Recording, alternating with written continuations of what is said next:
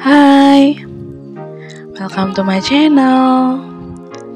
Jangan lupa subscribe dan klik tombol loncengnya. Happy watching. Bab 34, Perhatian Zain. Intan terkesiap setelah mendengar ucapan Zain barusan. Ia tidak habis pikir mengapa Zain bisa bicara seperti itu. Padahal ia tidak pernah meminta Zain untuk melakukan hal tersebut. Hatinya yang sedang berbunga pun seketika hancur. Ia yang sudah diajak terbang tinggi oleh Zain seolah langsung dihempaskan begitu saja. Intan langsung menoleh dan merebut handuk yang ada di tangan Zain. Ternyata benar ya apa kata orang. Punya suami itu cuma mau enaknya aja. Udah dapat enaknya tapi juga perasaan istri aja gak bisa. Skak Intan. Ia membalikan ucapan Zain. Zain ternganga. Ia tak menyangka Intan akan marah seperti itu. Padahal maksudnya hanya bercanda. Namun candaan orang kaku seperti dia tidak lucu. Satu lagi, saya tidak pernah minta Prof untuk mengeringkan rambut saya. Saya pikir Anda ikhlas melakukannya. Namun ternyata malah bicara seolah saya yang menyuruh Anda. Maaf, mulai saat ini saya pastikan tidak akan sekalipun saya merepotkan Anda. Permisi, ucap Intan kesal. Ia pun langsung meninggalkan ruangan tersebut. Bruk. Entah mengapa hari ini Intan tidak dapat menahan emosinya. Ia sendiri tidak menyangka dirinya bisa marah pada Zain seberani itu, seolah mendapatkan kekuatan besar hingga berani protes seperti itu. Intan bahkan membanting pintu ruangan Zain sampai pria itu terperanjat. Mungkin ia terlalu kesal pada Zain karena sudah mendapatkan kepuasan tetapi malah mengeluh seperti itu. Kapan sih tuh orang punya perasaan? Aku gak perlu deh dia baik. Tapi seenggaknya dia jangan ngomong sesuatu yang nyakitin. Dasar manusia egois. Kalau Intan sambil berjalan. Tapi kenapa tadi aku berani banget ya? Gimana kalau ternyata nanti di rumah dia malah balas aku? Duh, Intan impulsif banget sih. Intan menyesal karena telah memarahi Zain. Ia baru menyadari tindakannya barusan. Saat sedang berjalan, Intan tak sengaja bertemu dengan beberapa dokter dan perawat yang sedang berbincang.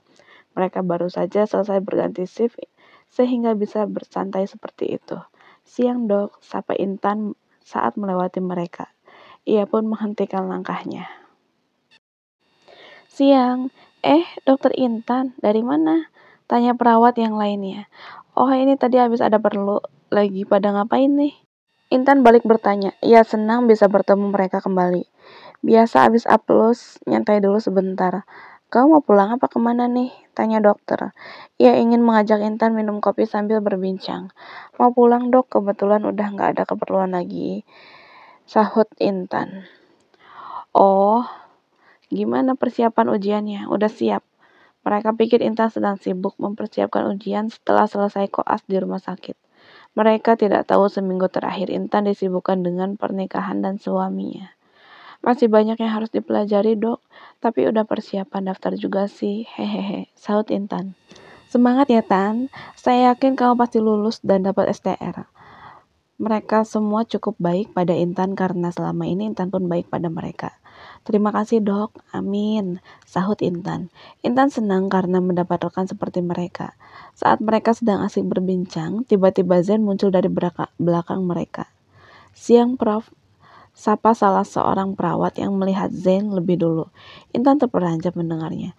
Ia hendak menyingkir, namun Zain langsung memasangkan jas putih miliknya yang cukup besar itu di bahu Intan dan menahan jas tersebut dengan kedua tangannya. Siang, sahut Zain pada perawat itu.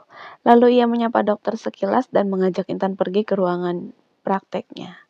Ikut saya, ucap Zain sambil menepuk bahu Intan dan menggandeng tangannya. Semua yang ada di sana pun bingung melihat sikap Zain. Aku gak salah lihat kan?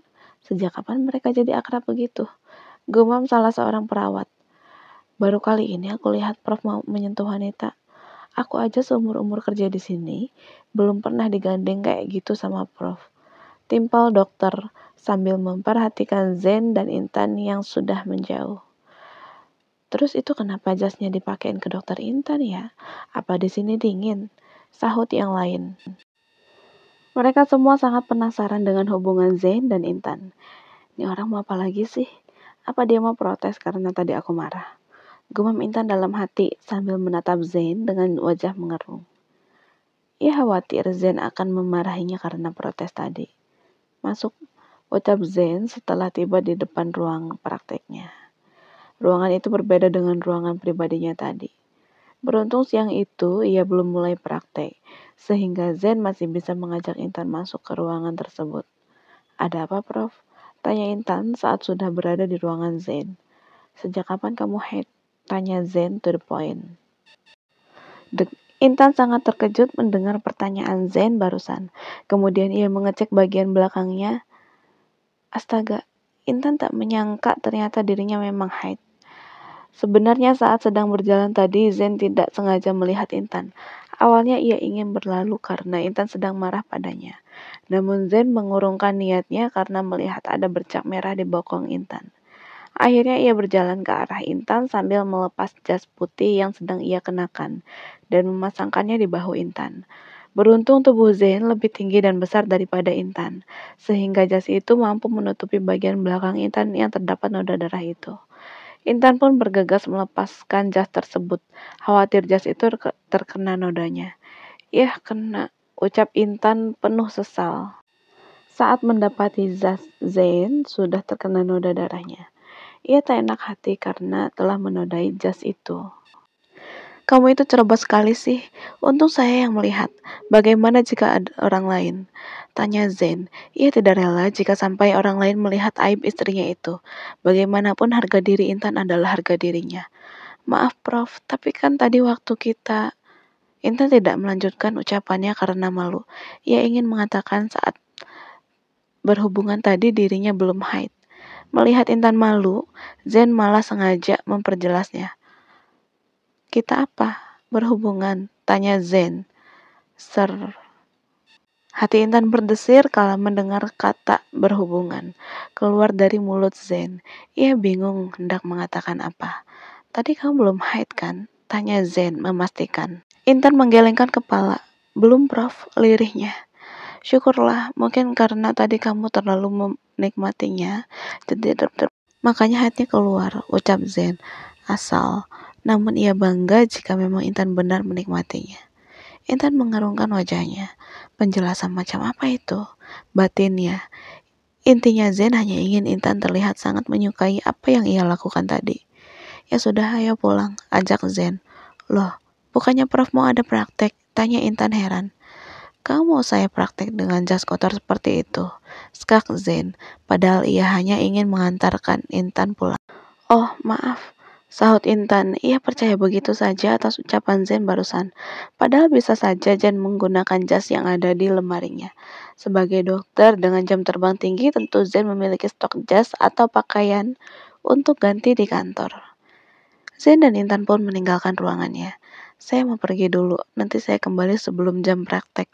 Ucap Zen pada suster yang berjaga di poli. Baik Prof, sahut suster tersebut. Sebenarnya ia bingung mengapa Zen pergi bersama Intan. Namun ia tidak berani mempertanyakan hal itu. Salah-salah yang ada malah disemprot oleh Zen. Ayo, ajak Zen. Lalu mereka pun meninggalkan rumah sakit itu dalam kondisi Intan masih menggunakan jas milik Zen. Tiba di parkiran VIP yang ada di depan lobi, Zen membukakan pintu untuk Intan. Hal itu ia lakukan karena Intan sedang memegangi jas yang hanya tersangkut di bahunya itu. Terima kasih Prof, ucap Intan. Lalu ia pun masuk meski sebenarnya risih mendapat perlakuan baik dari Zen seperti itu. Apalagi Intan sadar beberapa pasang mata memperhatikan mereka. Ia khawatir hal itu akan menjadi buah bibir di kalangan staf rumah sakit. Oke, sahut Zen. Setelah itu, ia pun menutup pintu dan masuk ke mobil. Apa ini cuma perasaan aku aja ya? Hari ini kok kayaknya dia baik banget ya? Batin Intan, sambil melirik ke arah Zen. Baik apaan? Tadi aja dia bikin aku kesel, gumamnya lagi. Kamu ada stok pembalut gak di rumah? Tanya Zen saat mereka sudah berada di jalan. Ia tahu Intan membutuhkan benda itu jika sedang haid. Intan ternganga. Ia baru ingat bahwa dirinya lupa membeli stok pembalut. Oh iya, saya lupa stoknya habis, ucap Intan. Ia bingung bagaimana cara membelinya, sebab Intan dapat merasakan bahwa darahnya mengalir semakin deras. Intan memang selalu seperti itu jika sedang haid. Namun biasanya darahnya baru banyak setelah hari kedua atau ketiga. Namun hari ini darahnya langsung keluar banyak di hari pertama. Hal itu pun membuat Intan bingung. Ceroboh, cibir Zen. Setelah itu ia membelokkan mobilnya ke arah minimarket. Intan pun senang dan yakin Zen berbelok karena ingin membiarkannya membeli pembalut lebih dulu. Sebentar ya Prof, ucap Intan. Sebenarnya ia ragu untuk turun, namun Intan tidak mungkin meminta Zen untuk membelinya. Ia sadar bahwa dirinya bukan wanita yang dicintai oleh Zen. Mau kemana? Tanya Zen. Mau beli pembalut, sahut Intan. Aku gak salah sangka kan? Batinnya. Menurut Intan tidak ada alasan lain bagi Zen menepikan mobilnya selain untuk mengizinkan Intan membeli pembalut. Kamu mau beli pembalut dengan kondisi seperti itu? Tanya Zen sambil melihat ke arah kaki Intan yang ternyata sudah terdapat sedikit aliran darah di sana.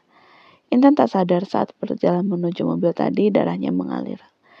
Ya Tuhan, maaf Prof, saya nggak sengaja. Aduh, ini gimana bersihinnya? Gumam Intan.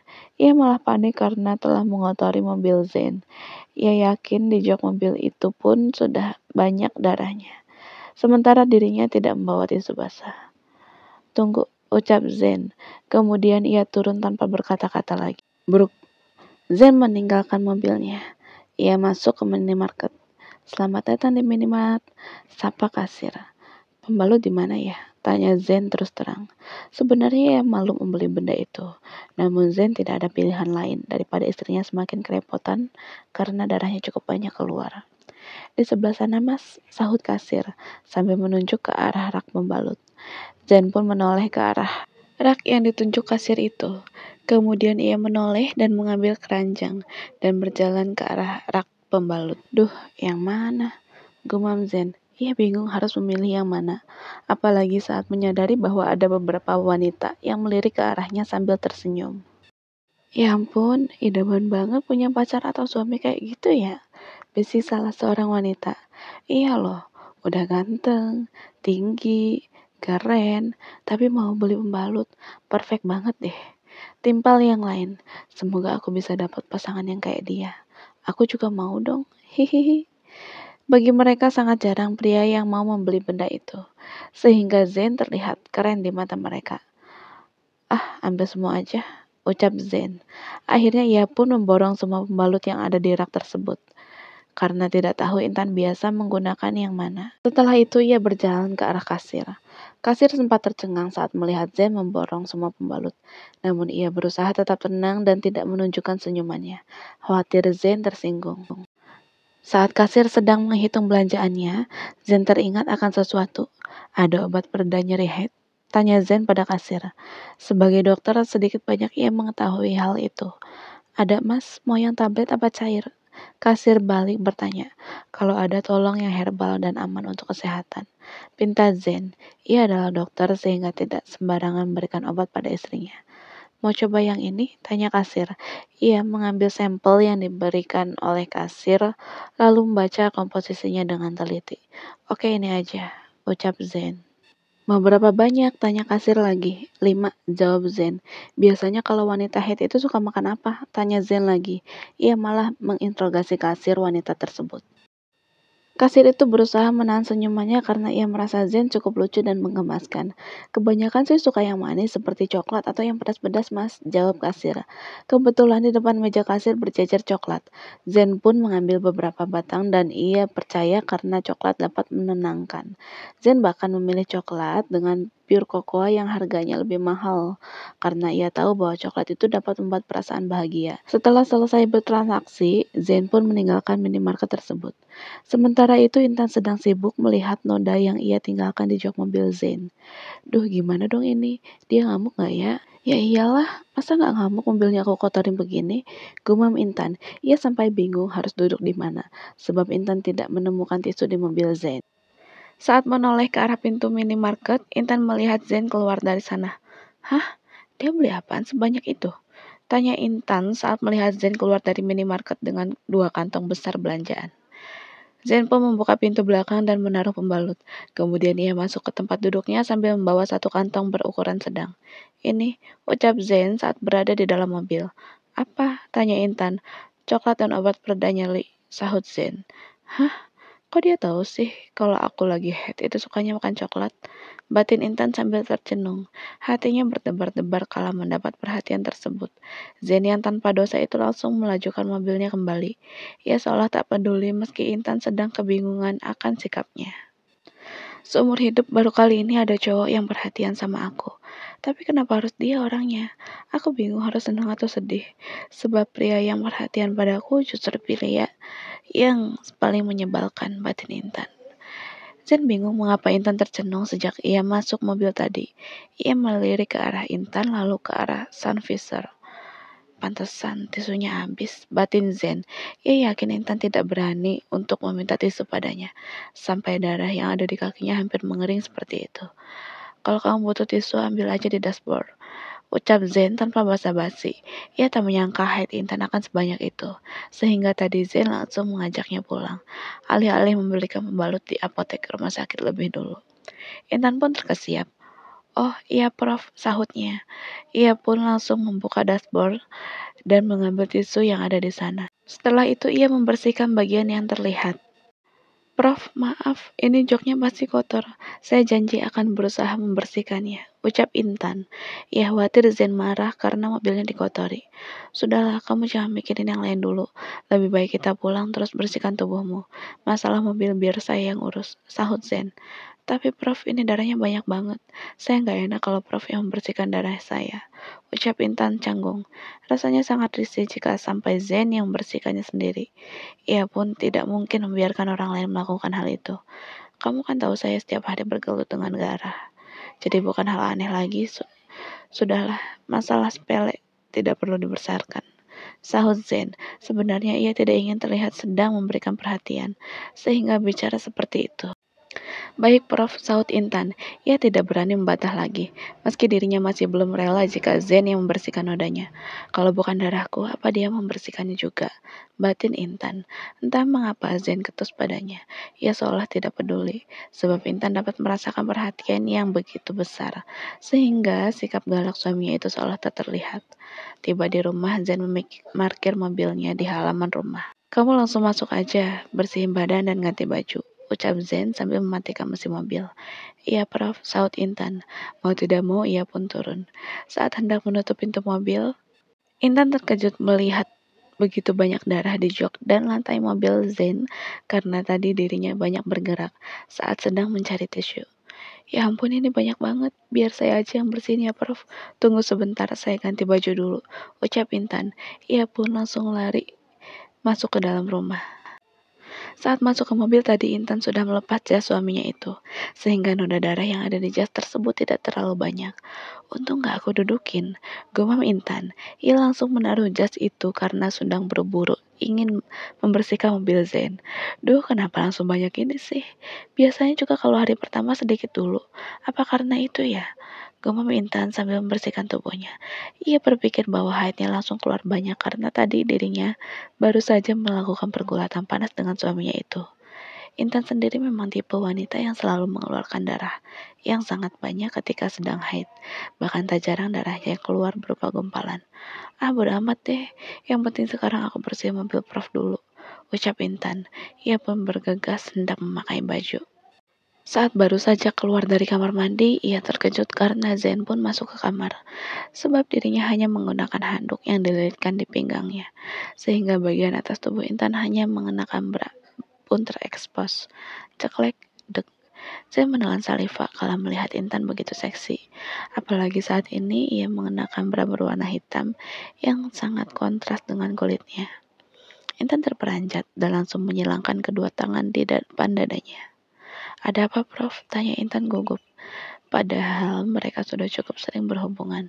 Namun dalam kondisi normal seperti itu, Intan malu jika Zain melihat tubuhnya naked. Ini kenapa tidak dibawa? Tanya Zain sambil memberikan kantong berisi pembalut pada Intan. Oh iya maaf, sahut Intan. Ia pun terpaksa berjalan ke arah Zain dan mengambil kantong itu.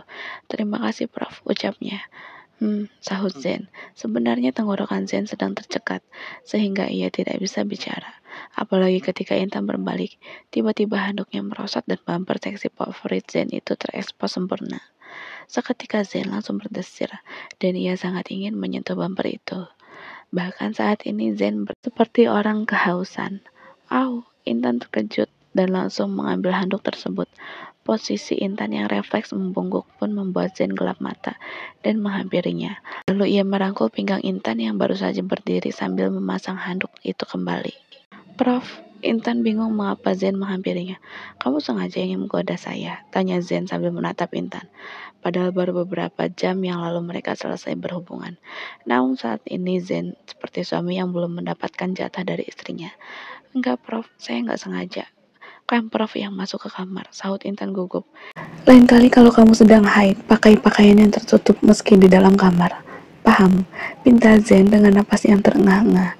Intan mengangguk dengan cepat. Paham, sahutnya. Saya ini lelaki normal, jadi mudah tergoda. Apalagi kamu sudah halal untuk saya sentuh. Tapi ingat, jika sedang tidak berhalangan, saya minta kamu cukup pakai mini dress saat sedang ada di rumah. Ucap Zen, lalu ia mengusap kepala Intan dan meninggalkan kamar itu. Intan pun mematung kebingungan. Apa semua lelaki seperti itu? Gemam Intan. Ia tak habis pikir mengapa Zen yang tidak mencintainya itu bisa sangat menginginkannya. Apa ini termasuk pelecehan? Tapi kan dia suami aku. Apa yang dia bilang emang benar? Aku halal disentuh sama dia. Ucap Intan nelangsa. Akhirnya ia kembali membersihkan tubuhnya karena perbuatan Zen barusan membuat darahnya mengalir semakin deras. Setelah itu Intan pun mengambil pembalut yang ada di kantong tadi. Astaga, dia ngeborong apa? Ngerampok. Banyak banget beli pembalutnya. Kayak orang mau jualan. Gumam Intan saat melihat begitu banyak pembalut yang Zen beli. Akhirnya ia pun memilih salah satu dari pembalut itu, lalu menggunakannya. Oh iya, mobil, ucap Intan. Ia baru ingat bahwa dirinya harus membersihkan mobil Zen. Intan pun bergegas memakai baju dan berlari menuju halaman rumah mereka. Saat tiba di luar, Intan melihat Zen sedang menyemprot karpet mobil yang terbuat dari karet itu dengan air keran menggunakan selang. Ia pun mengecek jok dan hendak membersihkannya. Namun ternyata jok yang terbuat dari kulit itu sudah bersih. Intan langsung menoleh ke arah Zen dan menatap suaminya itu. Aku tahu dia dokter dan udah biasa operasi. Tapi kan ini darah haid. Kotor, apa dia nggak jijik? Batin Intan. Bersambung. Terima kasih sudah mengikuti kisah Intan dan Zen. Ditunggu like dan komennya ya. See you. Salam manis dari Just Mami.